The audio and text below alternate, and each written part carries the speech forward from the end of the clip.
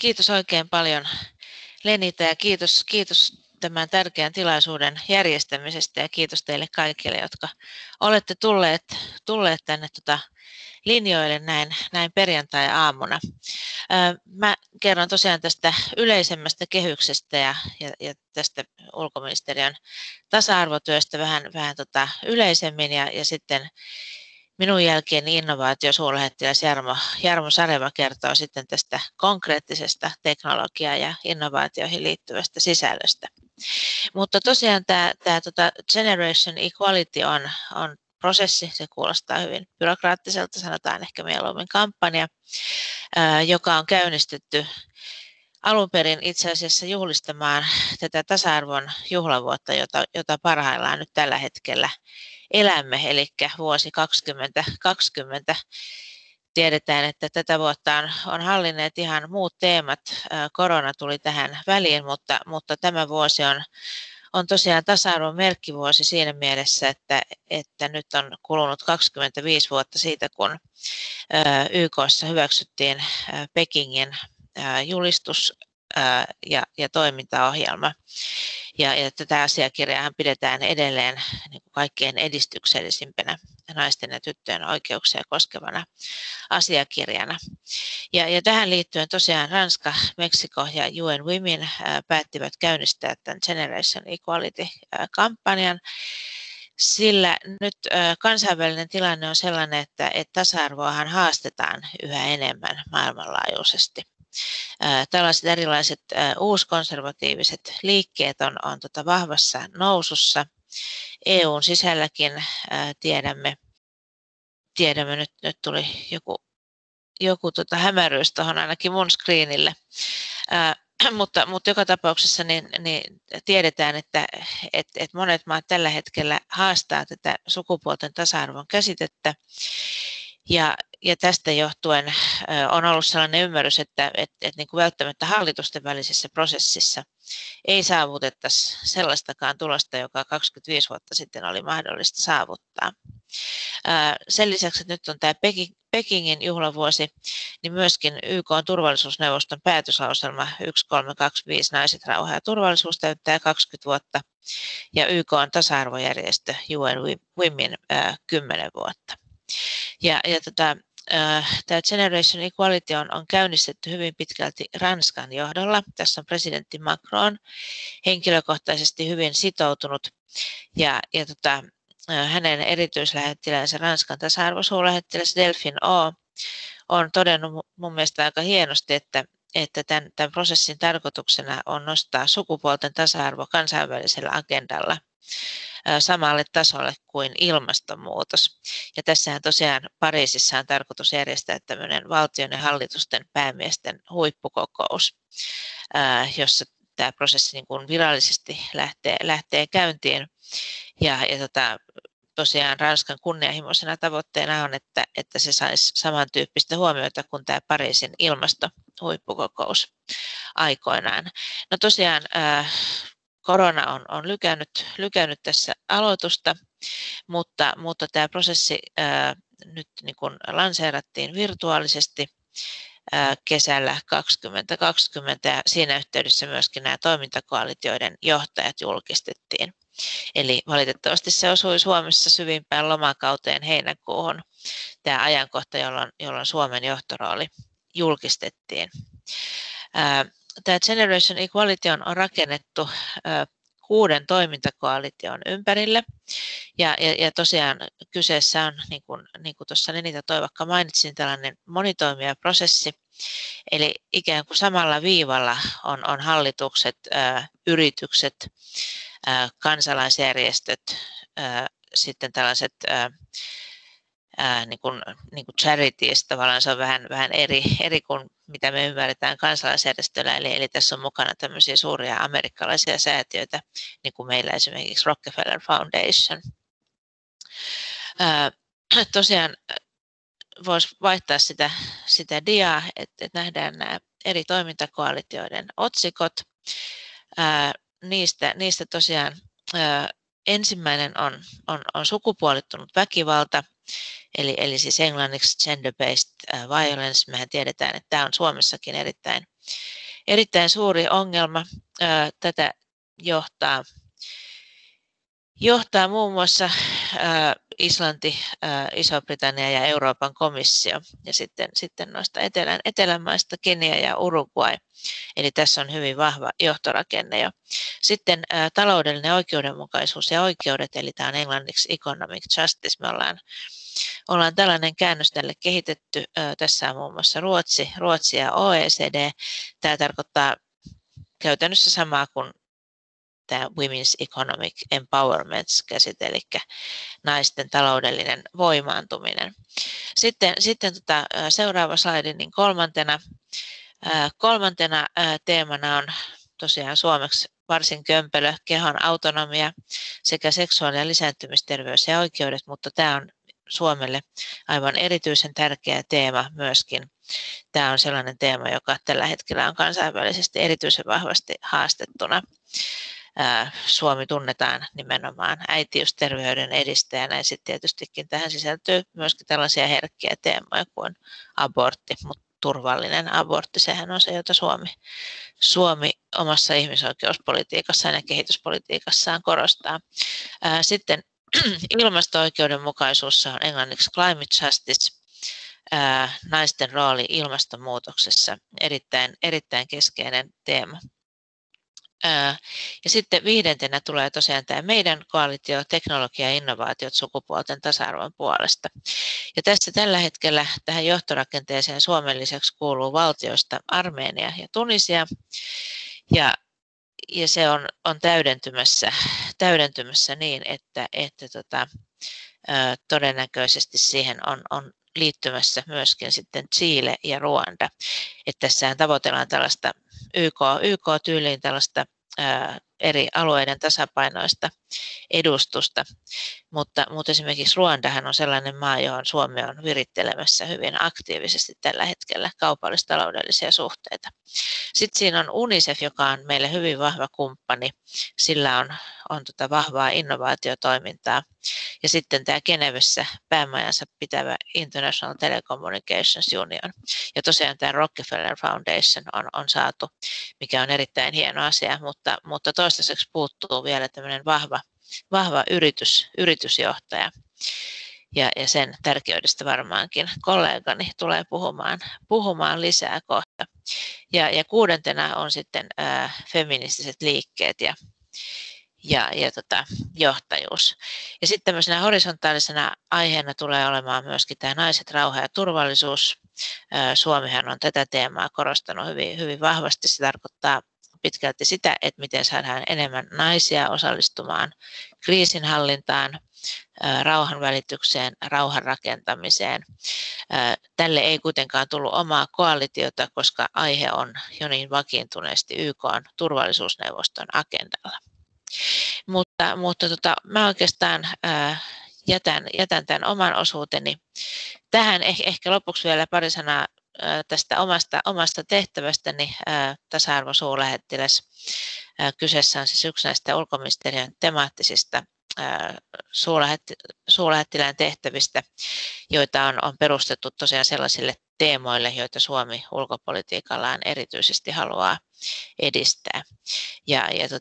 Suomihan on ihan ensimmäisiä maita, joilla tällainen tasa-arvosuurlähettilään tehtävä on ollut. Meillä on ollut jo useita vuosia ja nyt itse asiassa tämä on kansainvälisesti saanut huomattavasti tuulta siipiensä alle, niin nyt jo varmaankin noin 10 maalla on tämän tyyppinen tehtävä. Meillä on myöskin tämmöinen kansainvälinen tasa-arvosuurlähettiläiden verkosto, joka on tietysti erittäin hyödyllinen yhteistyömuoto. Meillä ei kuitenkaan ole feminististä ulkopolitiikkaa niin kuin Ruotsilla, mutta tasa-arvon edistäminen on Suomen ulkopolitiikan keskeinen prioriteetti ja kehityspolitiikassahan se on nimetty painopisteeksi numero 1. Mutta näillä sanoilla niin luovutan puheenvuoron kollegalle innovaatiosuurlähettiläs Jarmo Sarevalle. Ole hyvä. Kiitos.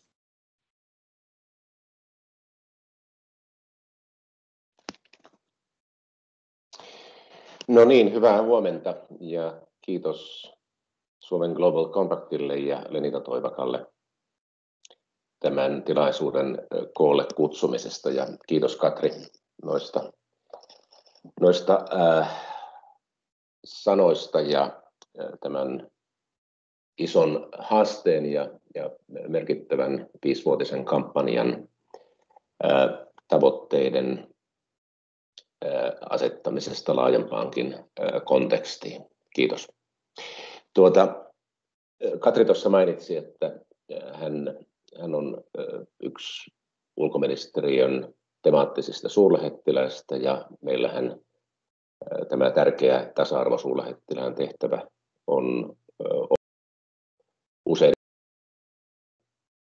sille on selvästi nähty tilausta ja tarvetta. Mä olen myös yksi ulkoministeriön temaattisista suurlähettiläistä. Tämä tehtävä on huomattavasti tuoreempi. Olen sen ensimmäinen haltija ja olen tätä tehtävää hoitanut nyt vähän yli 2 vuoden ajan ja tämä kenttä on ollut voimakkaassa kasvussa ja se kasvu varmaan tulee jatkumaan. Tähän liittyy digitalisaatio, uudet teknologiat, innovaatiot, joiden merkitys paitsi kestävän kehityksen edistämisessä, niin myös ihmisoikeuksien ja tasa-arvon puolustamisessa sekä myös Suomen kaupallistaloudellisten intressien edistämisessä ulkoministeriössä tunnustetaan. Nyt mitä tulee tähän meidän tai johtavaamme toimintakoalitioon, niin me ollaan jo oikeastaan viime keväästä lähtien ideoitu niitä tavoitteita, joita me haluamme tämän toimintakoalition työlle asettaa. Ja se ei ollut itse asiassa hirveän vaikea se lista tai sen listan asettaminen ja näiden Suomen politiikkatavoitteiden luominen ja sitten vieminen eteenpäin toimintakoalition suuntaan. Ja mä käyn ne nyt hyvin lyhyesti läpi.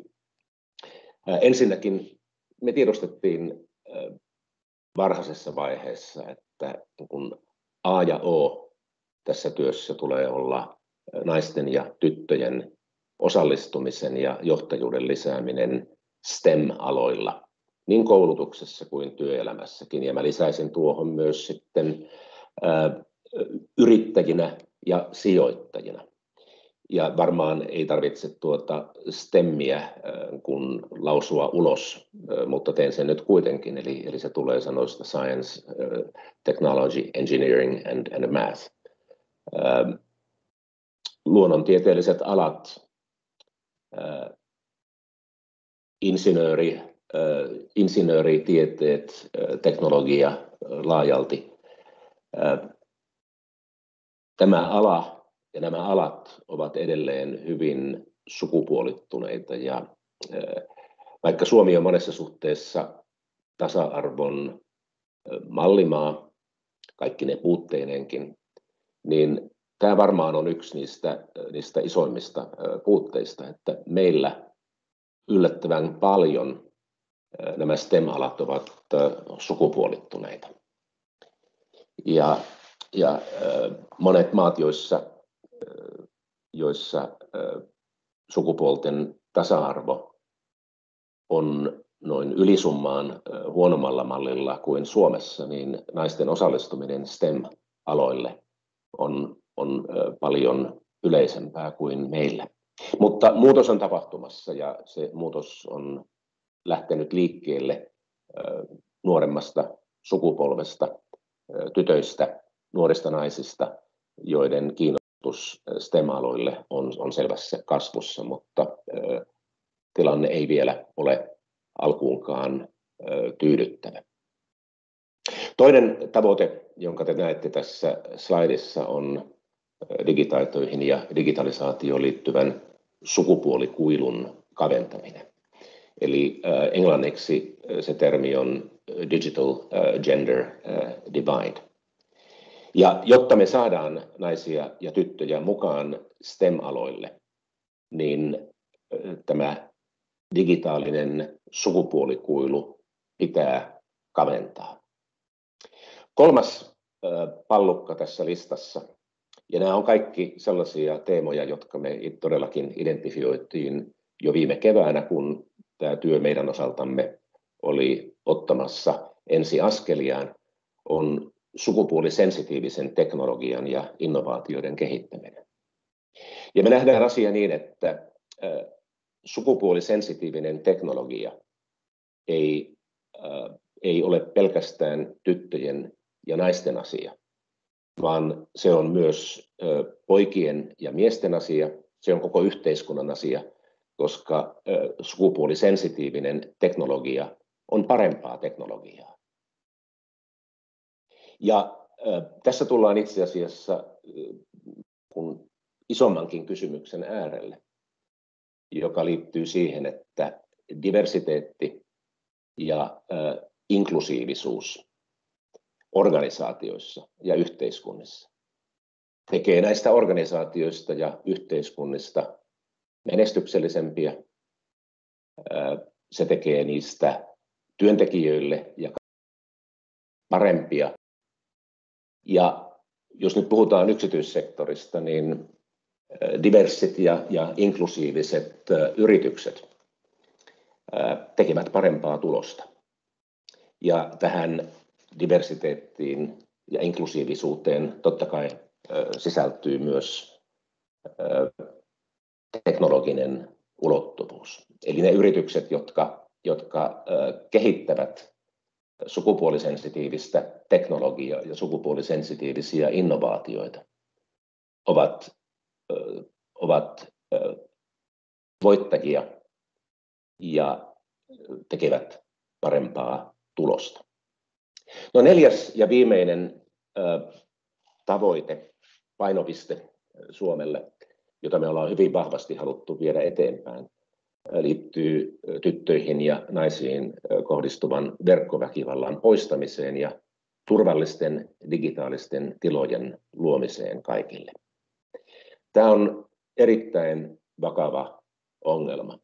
Ja tämäkin tietysti on osa isompaa kokonaisuutta siitä, miten verkossa ja sosiaalisessa mediassa levitetään vihapuhetta, pyritään sulkemaan toisin ajattelevia sieltä häirinnällä pois, mutta tämän toimintakoalitiomme fokuksena ovat nimenomaan tytöt ja naiset, jotka ovat erään tutkimuksen mukaan 27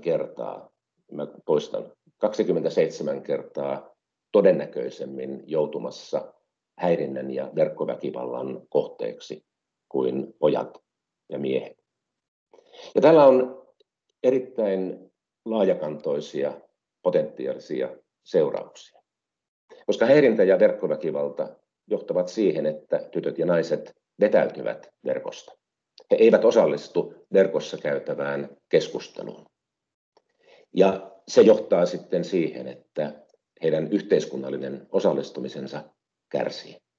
Sillä on laajakantoisia ja vakavia poliittisia seurauksia.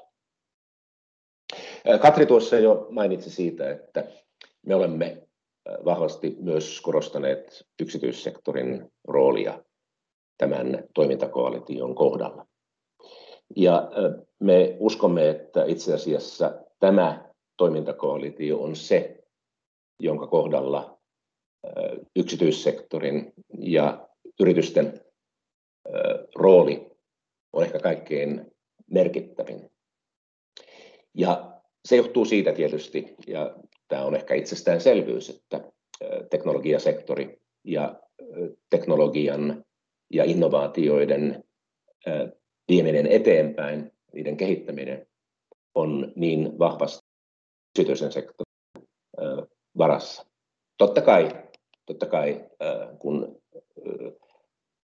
yhteistyössä korkeakoulujen ja julkisen sektorin ja kansalaisjärjestöjen kanssa, mutta yhtä kaikki teknologiateollisuuden teknologiayritysten merkitys on erittäin tärkeä.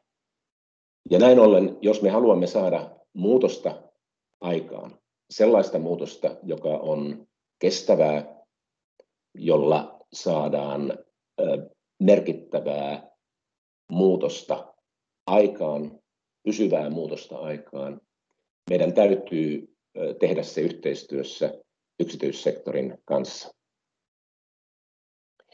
Ja näin ollen me toivomme, että yksityissektorilla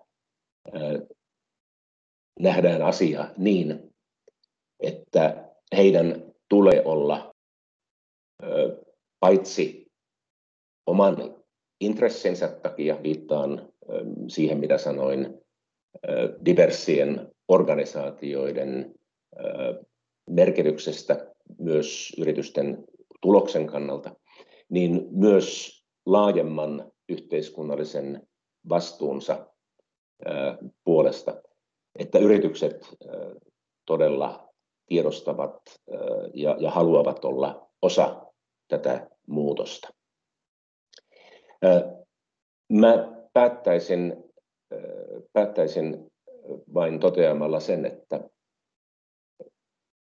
teknologiayrityksissä varmaan enemmän tuolla maailmalla kuin meillä Suomessa tai muualla Pohjoismaissa, teknologiayrityksissä vallitsee hyvin miehinen kulttuuri. Sitä on kuvattu nimellä bro culture tai brotopia. On käytetty sellaista termiä kuin programming culture, joka viittaa siihen, että ohjelmoijat ja koodarit ovat edelleen aivan liian usein miehiä. Ja pitkässä juoksussa meidän täytyy kyetä vaikuttamaan tämän hyvin toksisenkin kulttuurin muuttamiseen. Että päästään eroon yrityksissä tästä bro-kulttuurista ja luodaan tytöille ja naisille sitä kautta väylä osallistua STEM-aloille, lähteä työntekijöiksi teknologia-alan yrityksiin ja sitten pysyä siellä, koska naiset aivan liian usein tämän bro-kulttuurin takia vetävät johtopäätöksen, että he eivät ole tervetulleita näillä aloilla. Kiitos näillä sanoilla. Päätän oman puheenvuoroni tähän ja olen mielelläni vastaan kysymyksiin. Kiitos. Kiitos Katri ja kiitos Jarmo näistä mielenkiintoisista ja varmasti ajatuksia herättävistä alustuksista.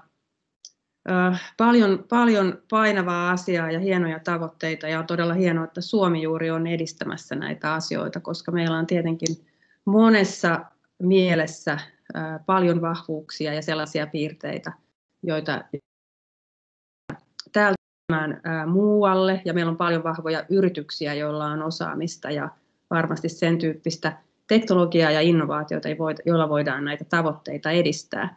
Mutta meillä on myös haasteita täällä omassa maassa, niin kuin tuossa todettiin, ja täällä on tullutkin useampia kysymyksiä nyt tämän alustusten aikana, niin jos mä otan ensin nämä juuri tulleet kysymykset ja voidaan sitten katsoa, että vielä mitä täällä on tullut aikaisemmin liittyen näihin alustuksiin. Täällä on ensimmäinen kysymys tullut Elina Hiltuselta. Hän kirjoittaa näin: kokemukseni STEM-aloilta 25 vuotta sitten valmistumisen jälkeen huomasin ison haasteen työpaikan saamiselle. Olin 25-vuotias nainen ja kilpailin työpaikoista samanikäisten miesten kanssa. Minun ongelmani oli se, että potentiaaliset työnantajat arvelivat minun olevan kohta raskaana. Tätä jopa aikoinaan kyseltiin työhaastattelussa. Jäin aina hyväksi kakkoseksi. Näen, että tämä on aika iso haaste nuorille STEM-alan naisille. Ja hän jatkaa vielä, että ei siis riitä, että tyttöjä vain kannustetaan STEM-aloille, vaan pitää varmistaa, että he myös pääsevät töihin teknologia-aloille. ja ympäristö on sellainen, että he viihtyvät siellä. Oikeastaan toi, mitä Jarmo sanoikin tuossa lopuksi, mutta varmasti näin on, että tähän on varmaan monia tekijöitä. Yrityksissä on erilaisia kulttuureita, niin onko tähän jotakin sellaista, mitä haluaisitte jompikumpi, joko Katri tasa-arvo suurlähettiläänä tai sitten Jarmo niin tähän vastata ja kommentoida. Jarmolla on siellä käsi ylhäällä, ole hyvä. Joo, nämä on vaikeita ja vakavia asioita, joissa muutos ei tapahdu kädenkäänteessä. Mutta me ollaan tietysti nähty, että muutos on paitsi välttämätön, niin se on mahdollinen yhteiskunnallisen elämän muilla aloilla. Ja mä olen siinä mielessä optimisti, että näen muutoksen olevan tapahtumassa, ja kuten mainitsin, niin se on kaikkein selvintä nuorten yrittäjien, nuorten naisten ja nuorten miesten kohdalla, jossa tuon kaltaiset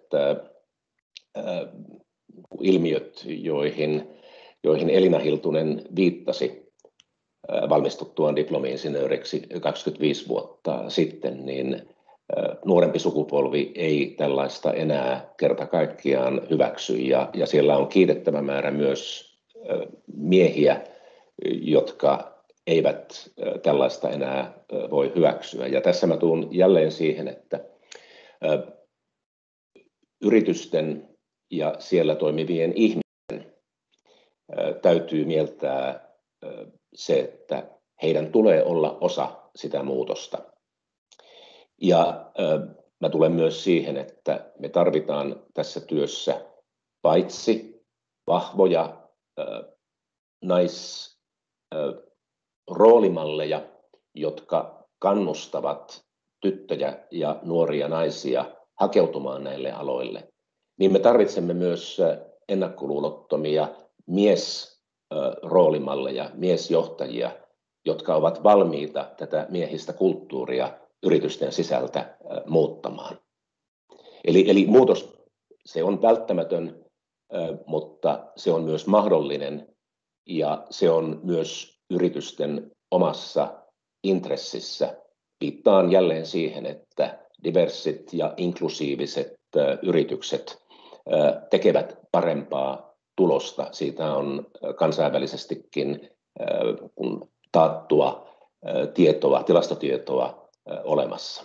Eli ne tuottavat tätä tärkeää shareholder valuetä paljon tehokkaammin kuin sellaiset yritykset, joiden johtoporras on miehinen kaikukammio. Kiitos. Tässä on tullut lisää kommentteja ja kysymyksiä. Tässä on Reija Harlamov sanoo, että hän samaistuu Elinan kokemukseen vahvasti ja vasta teollisuuden parissa työskennellessäni tunsin tytöille asetetut rajat ja asenteet. Koulutuspolku tuntui tasa-arvoiselta. Eli tässä enemmän ehkä kommenttina. Sitten Merja Pentikäinen sanoi, että Elina Hiltunen nostaa esiin erittäin tärkeän näkökulman, joka on keskeinen syy naisten työelämässä tapahtuvan syrjinnän taustalla. Kyse on keskeisestä rakenteellisesta syrjinnästä, joka ratkaistaan vain yhteiskunnan toimin mukaan lukien lainsäädäntö. Mutta tämä on nyt hyvä, että tätä asiaa nostetaan käsille. Mä oikeastaan voisin tässä välissä kommentoida. Mä kävin eilen mielenkiintoisen keskustelun erään yritysjohtajan kanssa, joka kertoi yrityksen kulttuuri, yrityksen ympäristö on hyvin miehinen, pääosin miehiä työntekijöinä, niin he ovat käynnistäneet tällaisen operaation hankkeen juuri parantaen yrityksen diversiteettiä ja tasa-arvoa niin, että siellä puututaan siihen, miten toisille ihmisille puhutaan. Lähinnä siihen, että kun miehet puhuvat toisilleen, miehet puhuvat naisista, niin naiset ei voi olla tai voi kestää sen tyyppistä keskustelua. Ja siellä on nyt vahvasti menossa sen tyyppinen prosessi, että kerta kaikkiaan kielen käyttöä muutetaan tasa-arvoisemmaksi eikä sallita kaikenlaisia puheita, mitä jossain ihan miehisellä työpaikalla tähän asti on sallittu. Eli varmaan työpaikoissakin voidaan paljon tehdä. Mutta tässä on tosi tärkeitä teemoja, ja jos mä katson täältä aiemmin tulleista kysymyksistä vielä muutamia sellaisia, jotka erityisesti koskettaa nyt tätä hanketta, ja ehkä muutama, jotka on sitten tässä niin kuin globaalissa mittakaavassa myöskin niin kuin merkityksellisiä. Täällä on esimerkiksi tämmöinen kysymys, miten voidaan teknologian avulla edistää tyttöjen koulunkäyntiä erityisesti Afrikan ja Aasian kehittyvissä maissa, entä islamistisissa maissa? Miten voidaan taata yksityisyyden suoja? Miten sukupuolten tasa-arvo mielestäni toteutuu Euroopassa ja Yhdysvalloissa? Tässä on ehkä molemmille kysymyksiä, että onko nämä asioita, joita voisi ratkaista tämän hankkeen avulla?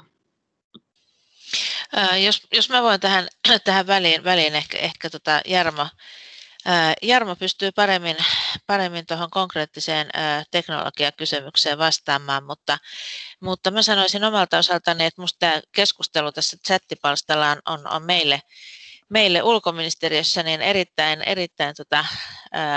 hyödyllistä ihan siitäkin syystä, että havaitaan se, että me ehkä niin kuin tai just, että on hyvä, että me saadaan nyt näitä konkreettisia kokemuksia tuolta teknologiakentältä, koska ehkä ulkoministeriössä me edetään niin kuin tällaisessa poikkeuksellisen tasa-arvoisessa työyhteisössä.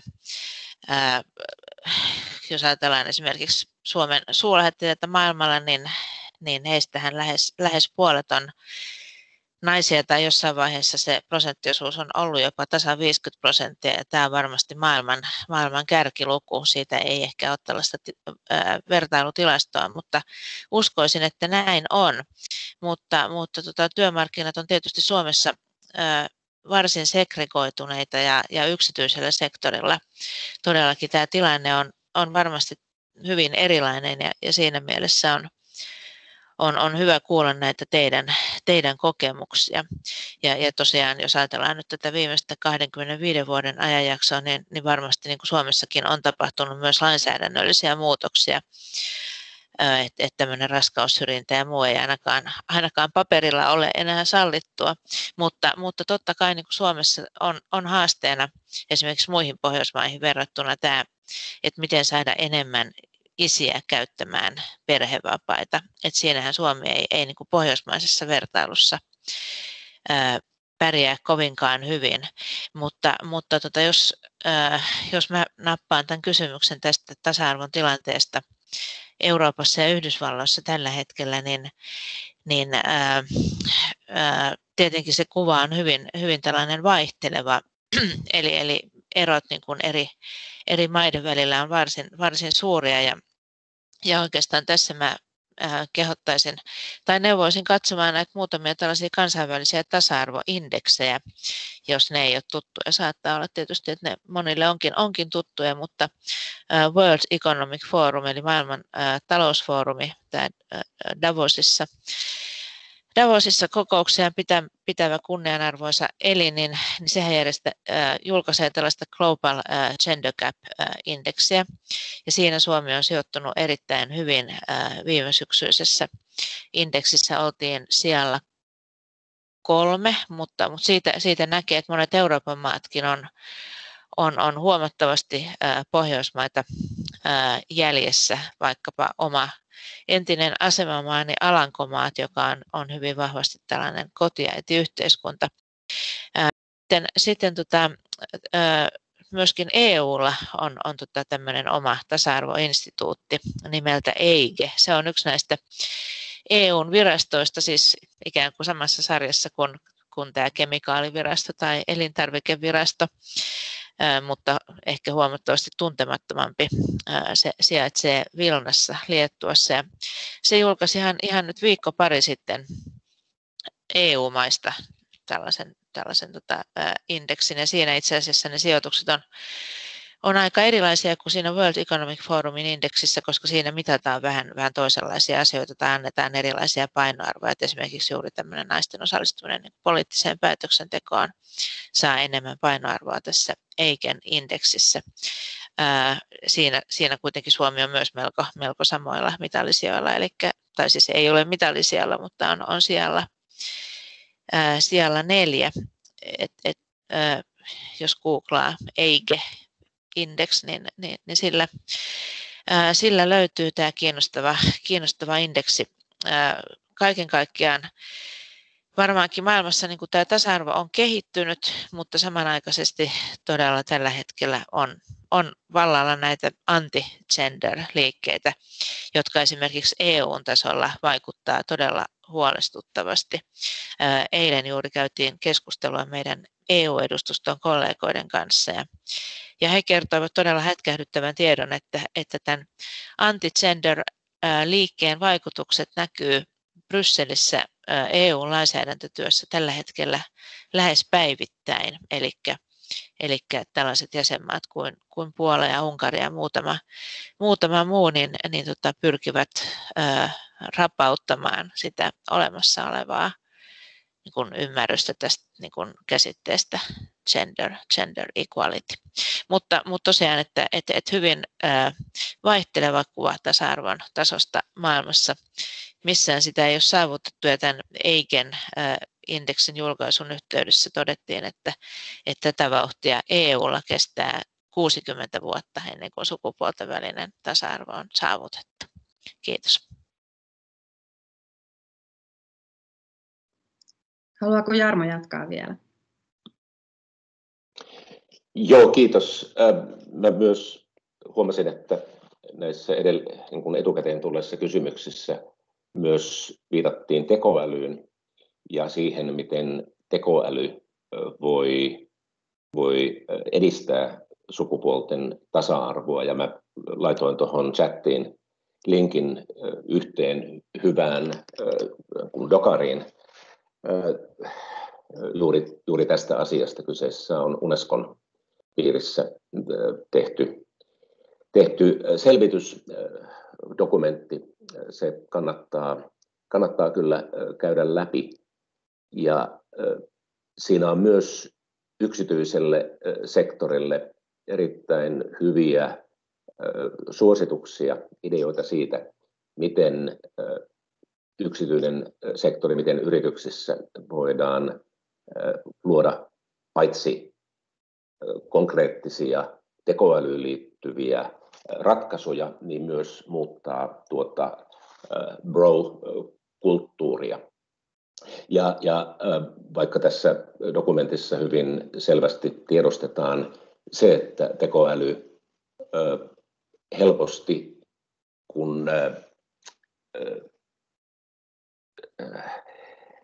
jatkaa tai mahdollistaa tämän kun digitaalisen sukupuolikuilun jatkumisen tai jopa syvenemisen, niin siihen liittyy myös sitten mahdollisuuksia. Ja siinä mainitaan yhtenä tällaisena mahdollisuutena sen, että tekoäly voi itse asiassa auttaa laatimaan myös esimerkiksi sellaisia hakuilmoituksia, jotka on putsattu niin kuin sukupuolittuneisuudesta.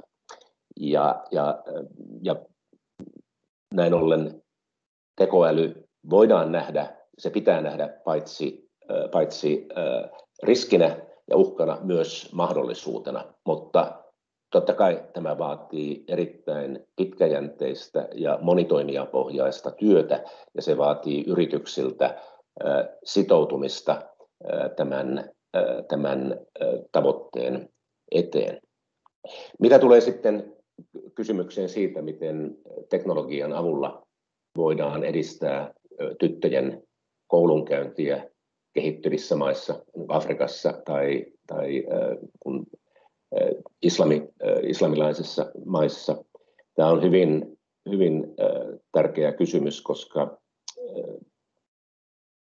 kestävän kehityksen kannalta on harvoja asioita, jotka vaikuttavat niin laajalti kaikkien kestävän kehityksen, ja mä näen Lenitan taustalla nämä kestävän kehityksen tavoitteet, jotka vaikuttavat niin vahvasti kaikkien kestävän kehityksen tavoitteiden edistämiseen kuin koulutus ja nimenomaan tyttöjen koulutus. Ja tällöin digitaaliset koulutusratkaisut joista meillä Suomella ja suomalaisilla yrityksillä on paljon tarjottavaa, niin digitaalisilla koulutusratkaisuilla tätä voidaan viedä eteenpäin. Niitä koulutusratkaisuja voidaan viedä lähemmäksi kehitysmaiden lapsia, poikia ja tyttöjä, mutta tällöinkin täytyy olla siinä mielessä varuillaan, että emme syvennä sitä digitaalista koulutuskuilua ja että ne digitaaliset ratkaisut rakennetaan sillä tavalla, että ne ovat kaikkien ulottuvilla. Emme lähde tarjoamaan Afrikkaan ja nimenomaan Afrikan maaseudulle sellaisia ratkaisuja, jotka on räätälöity Suomeen tai edes Afrikan suurkaupunkeihin. Mutta meillä on Suomessa erinomaisia kasvuyrityksiä tällä alalla ja mä näen omana tehtävänäni pyrkiä yhdessä kollegojen kanssa näitä kasvuyrityksiä saamaan isommiksi. Ja tämä tietysti liittyy isompaan kysymykseen siitä, että miten me saadaan suomalaisten hyvinvoinnin kannalta tärkeää vienti kasvamaan. Ja digitaaliset ratkaisut ovat tällöin hyvin tärkeitä. Ne tarjoavat potentiaalisia nopeaan skaalautumiseen ja tätä kautta kasvuyritysten kasvamiseen nopeastikin suuremmiksi. Sori, mä nyt siirryin tässä puhumaan vähän muista asioista, mutta kaikki, niin kuin tiedetään, kaikki liittyy kaikkeen. Mutta A ja O, kun bottom line on se, että digitaalisilla koulutusratkaisuilla, kun ne ovat tarvelähtöisiä ja siihen kehitysmaiden kontekstiin luotuja, niillä on merkittäviä mahdollisuuksia myös tyttöjen koulunkäynnin edistämisessä. Kiitos. Hienoa, kiitos. Tuossa saatiin paljon vastauksia. Täällä käydään todella vilkasta keskustelua ja mä haluaisin sieltä nostaa muutamia asioita. En varmaan ihan koko keskustelua pysty käymään läpi, mutta suosittelen, että kaikki luette sitä. Siellä on aivan loistavia linkkejä ja kirjavinkkejä ja ylipäätään erilaisia tapoja löytää uudenlaista näkökulmaa tähän asiaan. Nyt kiitos, kun jaatte tätä kaikkea tietoa. Todella mielenkiintoista. Mutta mä haluaisin yhden kysymyksen nostaa, joka on lähetetty jo etukäteen, joka liittyy mun mielestä erityisesti nyt tähän Global Compact Network Finlandin rooliin ja tähän yhteistyöhön, mitä me saamme ulkoministeriön kanssa tämän prosessin osalta tehdä. Niin se on tämä, että miten yritykset voivat osallistua tähän ohjelmaan ja tukea sen toteuttamista. Mä uskon, että meillä on Suomessa yrityksiä, jotka mielellään haluaisivat lähteä tähän työhön mukaan.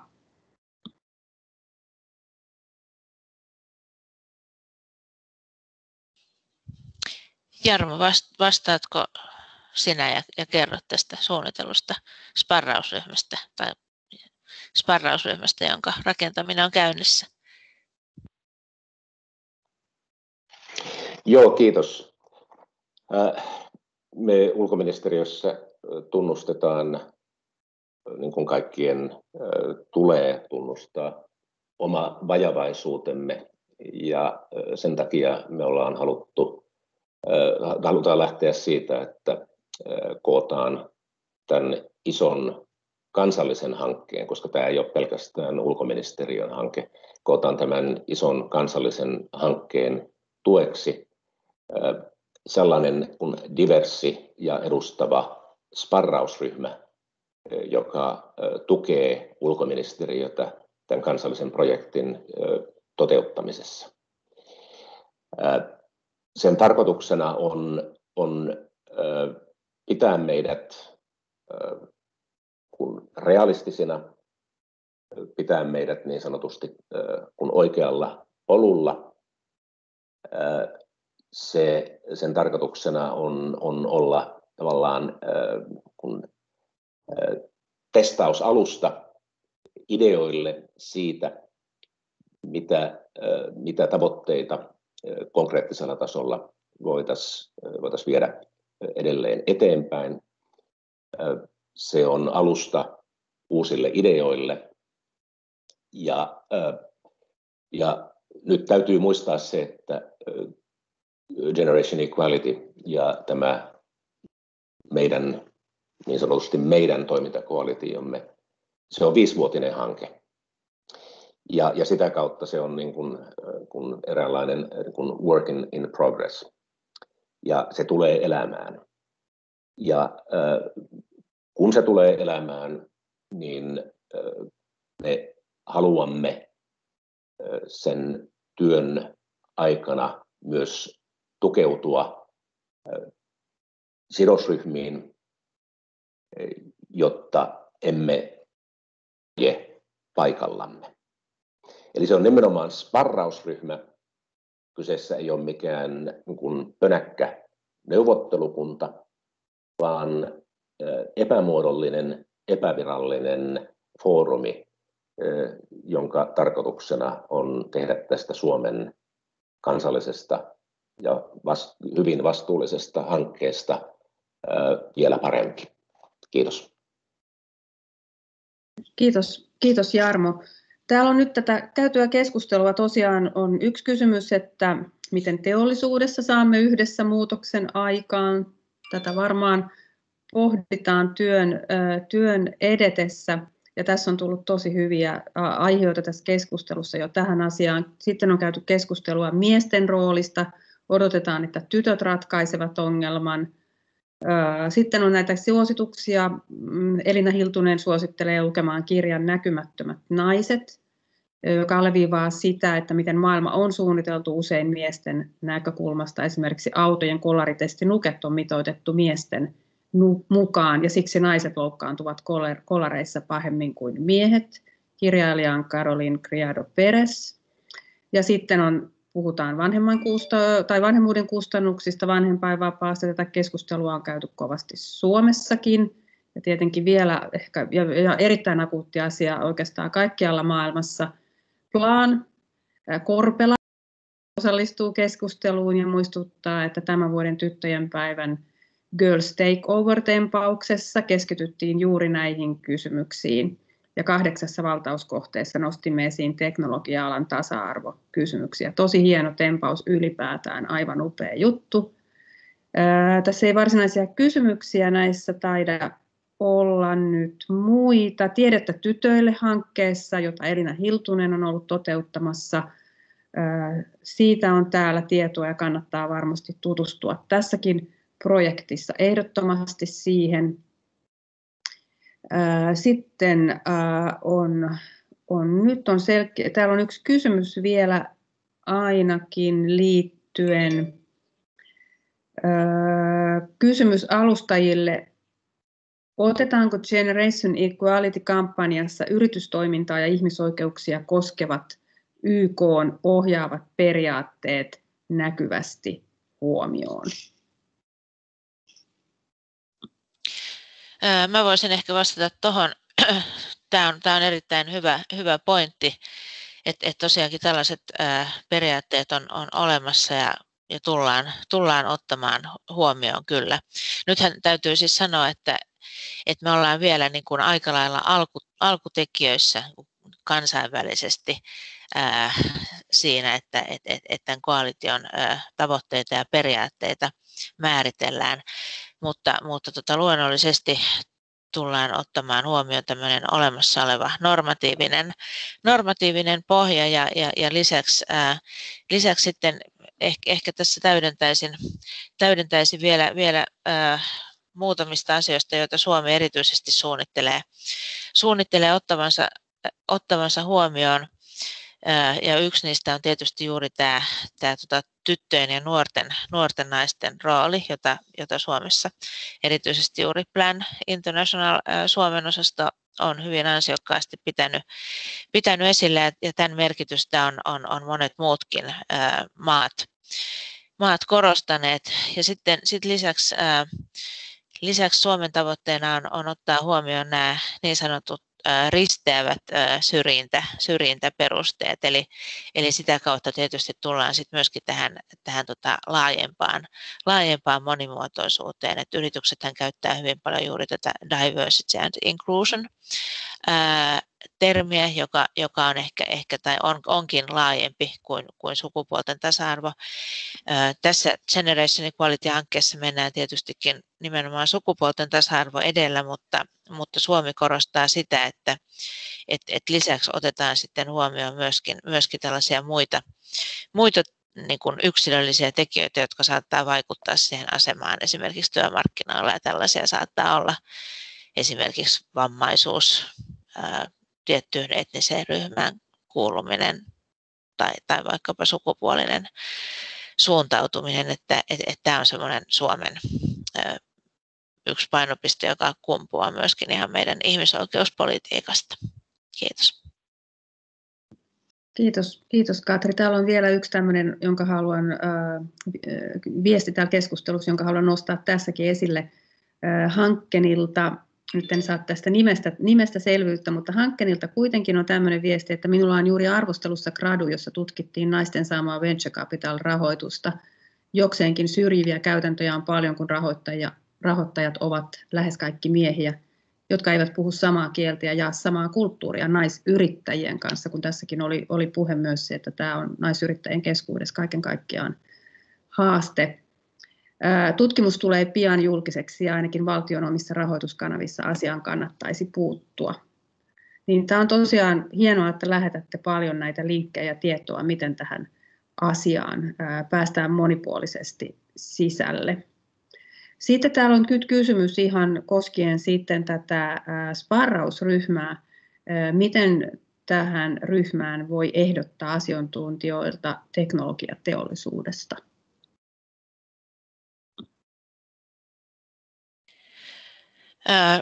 No asiantuntijat, niin Jarmo laittokin tonne vastauksen, että meille viestiä, eli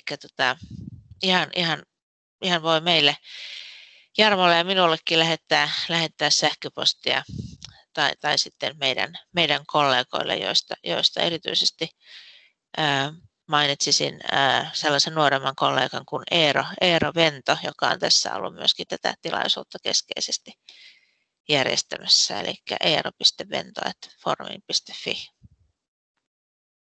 Hyvä, no siihen saatiin myöskin. Ja Elina Hiltunen täällä ilmoittautui jo vapaaehtoiseksi sparrausryhmään, jos tarvetta. Tämä varmaan Elina voi olla Eeroon yhteydessä suoraan ja sitten käydä tästä keskustelua. Mutta nyt alkaa kello pian olla. Onko vielä kysymyksiä? Tuolla tulikin eeroventoformin.fi. Yhteystiedot kaikille näkyviin.